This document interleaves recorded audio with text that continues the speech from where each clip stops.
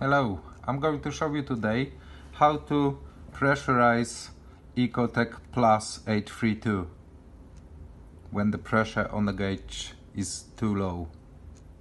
We've got the right one at the moment, but I'm just going to show you how to top it up. Basically, we've got two little valves.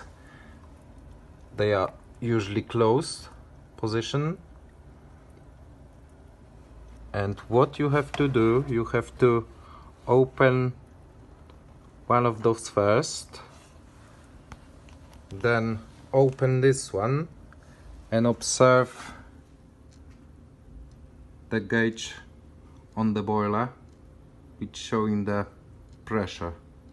If you will open this one, the pressure going to be increasing on the little scale here on the right, and if it will meet 1.5 bar, you just have to shut off both valves, and that's it really, job done.